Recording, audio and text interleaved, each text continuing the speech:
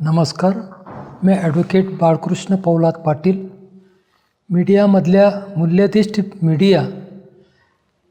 मीडियामध्ये सकारात्मकता कशी रुजेल, त्या भावनेतून कसे विचार प्रकट करता येतील, ते वाचकांसमोर मांडता येतील, या दृष्टिकोनातून विचार होणं आजच्या काळाची गरज झालेली आहे.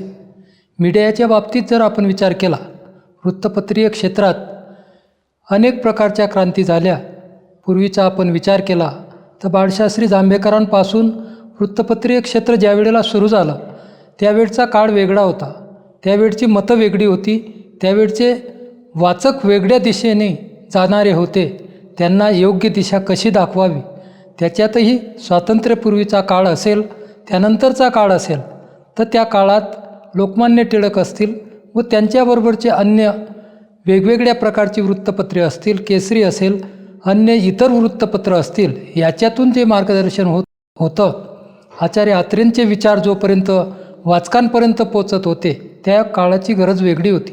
त्यावेळेला आपण पारतंत्र्यात होतो. आपल्याला भारत स्वातंत्र्य व्हायचं बाकी होतं आणि त्या दिशेने ते विचार लोकांच्या मनात, जनतेच्या मनात रुजवण्यासाठी वृत्तपत्रांना मोठी जबाबदारी पार पाडावी लागली.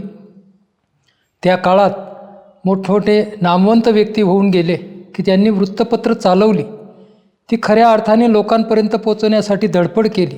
स्वातंत्र्य संग्रामात अनेक सेनानी कामी आले, त्यांनी काम केलं, परंतु वृत्तपत्रांची भूमिकासुद्धा त्याच दृष्टिकोनातून महत्त्वाची होती. वृत्तपत्रांमधून येणारे विचार जनतेला प्रगल्भ करत होते, स्वातंत्र्याचं बीज रोवत होते आणि त्याचे विचार लोकांपर्यंत पोचवण्याचं काम वृत्तपत्रातून केलं गेलं. तो काळ वेगळा जरी असला तरी त्या काळची परिस्थिती पाहता वृत्तपत्र एवढं डेव्हलप झालेलं नव्हतं, त्याच्यातील तंत्रज्ञान पुढे आलेलं नव्हतं. परंतु तरीसुद्धा त्या काळात अनेक नामवंत पत्रकारांनी, साहित्यिकांनी त्यांचं मोठं योगदान या क्षेत्रासाठी दिलेलं आहे. स्वातंत्र्यासाठी आपण काय केलं पाहिजे, आपण कसं झटलं पाहिजे आपल्या देशासाठी, आपल्यामध्ये देशप्रेम कसं निर्माण होईल, आपल्यात देशप्रेमाची भावना कशी पुढे वृद्धिंगत होईल, या दृष्टिकोनातून वृत्तपत्रांची भूमिका त्या काळात, स्वातंत्र्यपूर्व काळात खूप महत्त्वाची राहिली. त्यानंतरच्या काळात स्वातंत्र्य मिळाल्यानंतर वेगवेगळ्या दृष्टिकोनातून वृत्तपत्रांमध्ये बदल होत गेला. वृत्तपत्रीय क्षेत्र वाढत गेलं, तंत्रज्ञान पुढे येत गेलं. पूर्वीचा काळ वेगळा होता. टॅबलाईट साहित्या काही आवृत्त्या आजपर्यंत टिकून होत्या, त्या तशा प्रकारच्या आवृत्त्या त्या काळी निघत असत आणि लोकांपर्यंत विचार पोहोचवण्यासाठी वृत्तपत्र हे महत्त्वाचं माध्यम त्या काळी होतं. नंतरच्या काळात अनेक आमूलाग्र बदल वृत्तपत्रीय क्षेत्रात झाले. अलीकडचा जर आपण काळ पाहिला तर सप्तरंगी वृत्तपत्र आपल्या हातात येऊ लागलं आहे. परंतु याचा काळ जर आपण पूर्वी मागे गेलो आणि इतिहास पाहिला तर त्या काळी लहान आकाराची आणि 2 पानी 4 पानी असे वृत्तपत्र वाचकांच्या हाती देण्याची पद्धत होती. त्याच्यातून विचार मांडण्याची, ते जनतेपर्यंत पोहोचवण्याची जी काही परंपरा चालत आलेली होती, ती आजपर्यंत अनेक वृत्तपत्रांनी, अनेक पत्रकारांनी, साहित्यिकांनी, लेखकांनी ती आपल्यापर्यंत पोहोचवली. जनतेला प्रगल्भ करणं, जनतेला चांगल्या दिशेला नेणं, चांगले विचार जनतेपर्यंत पोहोचवणं हे वृत्तपत्राचं काम असतं. एक स्तंभ म्हणून वृत्तपत्र ज्या वेळेला काम करत असतं तर जनतेच्या अडीअडचणी समजून घेणं, जनतेमधल्या समस्या ज्या काही असतील त्या पार पाडणं. तसं पाहिलं असताना वृत्तपत्रीय क्षेत्रात काम करत असताना, पत्रकार म्हणून भूमिका बजावत असताना आपल्याला सरकारच्या विरोधातच लढायचं असतं, अशा प्रकारची एक भूमिका दिसून येते. आणि ती आपण कशा प्रकारे पार पाडली पाहिजे की जनतेच्या मनात जे विचार आहेत, जनतेला जे हवं आहे, जनता पुढे कशी जाईल, जनतेचा विकास कसा होईल, पर्यायाने गावाचा, राज्याचा आणि देशाचा विकास कसा होईल, हा समतोल साधत असताना पत्रकारीय क्षेत्रातून आपण काम करताना जनतेचे विचार आपण प्रशासनामार्फत शासनापर्यंत ते पोहोचवण्यासाठी आपलं कार्य केलं पाहिजे.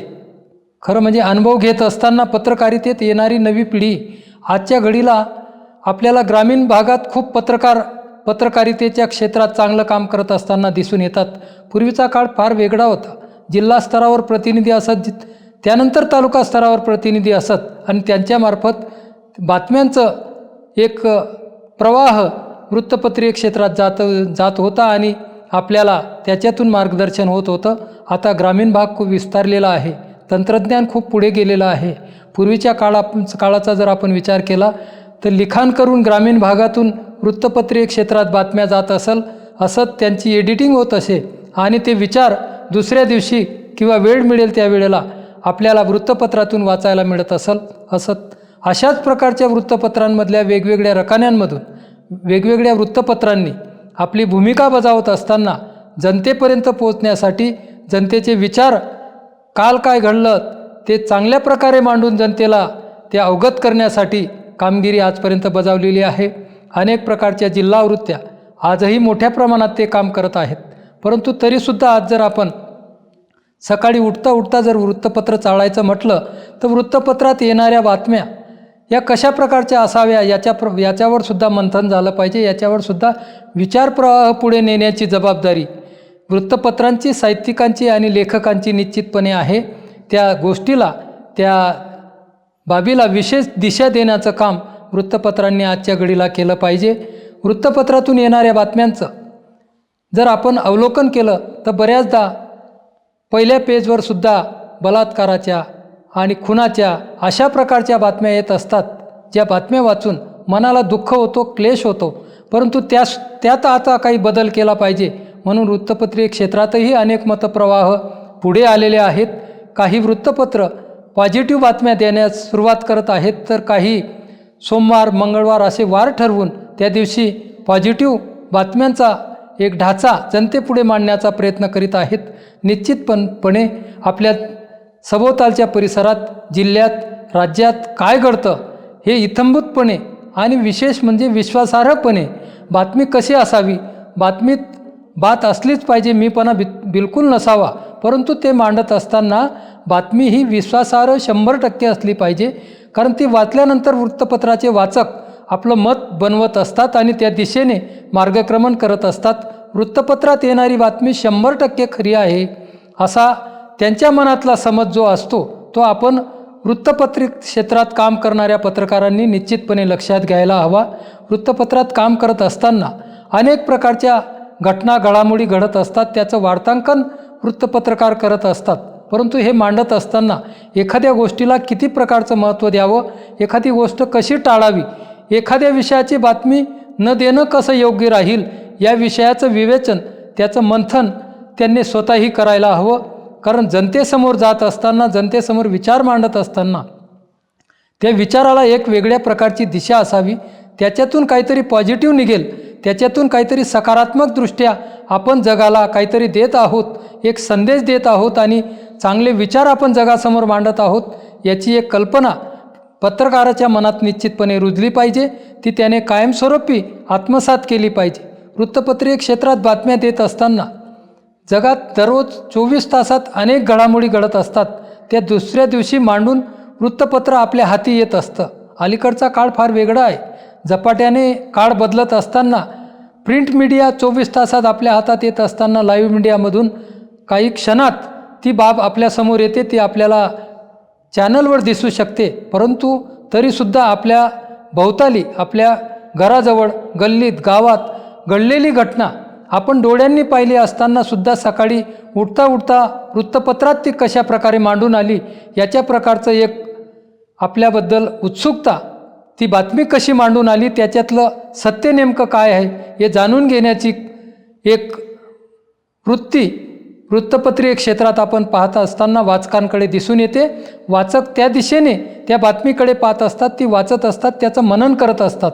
त्यामुळे आपण वाचकांसमोर नेमकं काय ठेवतो आहे याचं भान निश्चितपणे वृत्तपत्रीय क्षेत्रात काम करणाऱ्या लोकांना, मग ते बातमीदारपासून तर संपादकापर्यंत सर्वांनी त्याच्यावर विचार करायला हवा. एक सकारात्मकदृष्ट्या आपण जनतेला पुढे कसं नेऊ, आपल्या वृत्तपत्रीय क्षेत्रातल्या वाचनानंतर जनतेच्या मनातले विचार कसे चांगल्या भावनेने पुढे जातील आणि आपण विकासाकडे वाटचाल करत राहू, या प्रकारातून, या अनुषंगाने आपली बातमीदारी निश्चितपणे झालेली पाहिजे. अलीकडच्या काळात विस्तारलेला हा एक स्तंभ पुढे येतोय. वृत्तपत्रीय क्षेत्रात वेगवेगळे वृत्तपत्र आपल्या आपल्या कार्यक्षेत्रात काम करत आहेत. त्यांचं काही जिल्हावृत्त्यांच्या माध्यमातून बरीच वृत्तपत्रे पूर्ण राज्यभर काम करतात. आपल्या महाराष्ट्रात सुद्धा अशी अनेक वृत्तपत्रे आहेत की ते राज्याच्या कानाकोपऱ्यात पोचलेली आहेत. त्याच्यातून आपण सकारात्मक विचार जनतेपर्यंत पोचवले पाहिजे. आपल्याजवळ ते विचार मांडत असताना, मुळात पत्रकारितेत काम करत असताना आपण सुखी समाधानी राहत असताना आपण थोडं शांत आणि संयमीसुद्धा निश्चित राहिलं पाहिजे. कारण वृत्तपत्रीय क्षेत्रात काम करत असताना आपण ज्या व्यक्तीशी बातचीत करतो, आपण ज्या व्यक्तीशी बोलतो, त्याच्या मनातले विचार आपल्याला जाणून घ्यायचे असतात. ते त्याच्या मनातून काढण्याची कला आपल्याला अवगत झाली पाहिजे. त्याच्यामुळे शांत आणि संयमी वृत्ती ही पत्रकाराकडे निश्चितपणे असावी. त्या वृत्तीने जर तो काम करत असेल तर निश्चितपणे त्याच्याकडून चांगल्या चांगल्या बातम्यांना, चांगल्या चांगल्या क्षेत्रातील घडामोडींना चांगलं मार्गदर्शन होऊन आपण ते वृत्तपत्रातून वाचकांपर्यंत पोहोचण्यासाठी निश्चितपणे चांगल्या प्रकारचं काम करू शकू, असं मला आजच्या क्षणी बोलावं असं वाटतं. वृत्तपत्र क्षेत्रात काम करत असताना मग आपण एखादी साधी बातमी असेल किंवा डॅश असेल किंवा एखादे वृत्तमालिका असेल, लेख असेल, स्फुट असेल, या संदर्भात आपण विचार मांडत असताना त्या घटनेशी आपण जुळवून पूर्णपणे ती घटना कशा प्रकारची आहे, ते वलय कशा प्रकारचं आहे, त्याचे सर्व कांगोरे आपण त्याच्यातून मांडले पाहिजे. सर्व मांडत असताना जनतेच्या मनात त्याबद्दल नेमकं काय वाटतं ते सुद्धा त्यात आपण मांडणी जर केली तर वाचकाला त्याच्यातून ती बातमी वाचल्यानंतर, तो लेख वाचल्यानंतर त्याला पूर्णपणे तो अवगत होतो आणि नेमकी घडामोडी काय घडलेल्या आहेत त्याच्या प्रकारचं त्याच्या मनातल्या ज्या काही शंका कुशंका असतात त्या निवारल्या जातात आणि त्या बातमीतून त्याला काहीतरी आपण वाचन केल्याचं समाधान मिळत असतं. वृत्तपत्रांकडे पाहण्याचा दृष्टिकोन आज दिवसेंदिवस बदलत असताना वृत्तपत्रांनी जनतेच्या पुढे जात असताना जनतेचे प्रश्न मांडण्यासाठी निश्चितपणे धडपडलं पाहिजे. ग्रामीण क्षेत्रातून येणारे पत्रकार असतील, शहरी भागात काम करणारे पत्रकार असतील, असंख्य समस्या आपल्या शेजारी असतात, आपल्या शहरात असतात, आपल्या गावात असतात. जनतेला चांगल्या प्रकारे त्या समस्यांमधून कसं आपल्याला सोडवता येईल, आपल्याला जनतेची मदत कशी करता येईल, ते विचारांच्या माध्यमातून, वाचनाच्या माध्यमातून आपण वाचकांपर्यंत पोहोचलं पाहिजे आणि ते त्यांच्या समस्या सोडवण्यासाठी आपण झटलं पाहिजे. अशा प्रकारची पत्रकारिता आज खऱ्या अर्थाने जगासाठी गरजेची झाली आहे. आपण जग पुढे जात असताना आपल्याला त्या प्रवाहाबरोबर जायचं आहे. मग ग्रामीण भाग असेल, शहरी असेल, तालुका असेल, जिल्हा असेल आणि थेट राज्यापर्यंत शासनात काय चालू आहे, प्रशासनात काय चालू आहे, स्थानिक स्वराज्य संस्था काय करता आहेत, आपल्या गावचा सरपंच नेमका काय करतो आणि आपल्या गावात आलेली कामं निश्चितपणे कशी होत आहेत, ही ठळकपणे, अधिकृतपणे आणि त्याच्या खर्चासहित, त्या विवेचनासहित नेमका विकास कोणत्या दिशेने चालला आहे ते मांडण्याची कला वृत्तपत्रांनी आजच्या काळात मांडली असताना पत्रकारांनी त्यासाठी अधिक अभ्यास केला पाहिजे आणि तशा दृष्टिकोनातून त्या अँगलने पाहत जनतेच्या माध्यमातून त्या आपण वृत्तपत्रातून मांडण्याचा प्रयत्न करायला हवा. जनतेच्या समस्या असतील, जनतेच्या अडचणी असतील, त्या सोडवण्यासाठी आपण वरिष्ठांची मतं जाणून घेतली पाहिजे. एखाद्या विषयावर लेख लिहित असताना, आर्टिकल लिहित असताना, स्फुट लिहित असताना किंवा एखादी वृत्तमालिका आपण लिहित असताना त्या दृष्टिकोनातून विचार करताना त्या क्षेत्रातील जाणकार काय म्हणतात, त्यांना त्याबद्दल काय वाटतं, अशा प्रकारचा एक मतप्रवाह त्या आपल्या विवेचनातून निश्चितपणे गेला पाहिजे आणि एक सकारात्मकतेच्या दृष्टिकोनातून वृत्तपत्राकडे पाहत असताना जनतेत आपण एक सकारात्मकता रुजवतो आहोत, अशा प्रकारची एक भावना आपल्या वाचनात आली पाहिजे आणि आपल्या लिखाणातून ती जनतेसमोर गेली पाहिजे, असंच या ठिकाणी आज नमूद करावं असं वाटतं. एवढं आपल्यासमोर विदित करतो. माझ्या कवितेचं नाव आहे भूकबडी. पहाडातल्या एका पाड्यात खूप भूकबडी गेलेत म्हणे. पहाडातल्या एका पाड्यात खूप भूकबडी गेलेत म्हणे. पेपरवालेच नव्हे तर टी व्हीवाल्यांनीही त्यावर बरंच लिहिलं आणि दाखवलं. पेपरवालेच नव्हे तर टी व्हीवाल्यांनीही त्यावर बरंच लिहिलं आणि दाखवलं. मंत्र्यांनी भेटही दिली. त्यांच्या हस्ते धान्य वाटलं गेलं. पण नंतर समजलं ते फक्त पेपरातल्या फोटोपुरतं सीमित होतं. ते छापून आल्यावर त्यावर एक समिती नेमली गेली. ते छापून आल्यावर त्यावर एक समिती नेमली गेली. तिचे सदस्य तेथे येतात म्हणे. रेस्ट हाऊसवर चमचमीत खाऊन जातातही. काहीतरी सत्य निघेल त्यातून, काहीतरी सत्य निघेल त्यातून, याची वाट बरेच पाहत आहेत. काहीतरी सत्य निघेल त्यातून, याची वाट बरेच पाहत आहेत. भीती आहे फक्त एकच, भीती आहे फक्त एकच, शिल्लक गरजूंचं नाव भुकबडीच्या यादीत तर येणार नाही ना. शिल्लक गरजूंचं नाव भुकबडीच्या यादीत तर येणार नाही ना. आणि थांबतो. ओम शांती.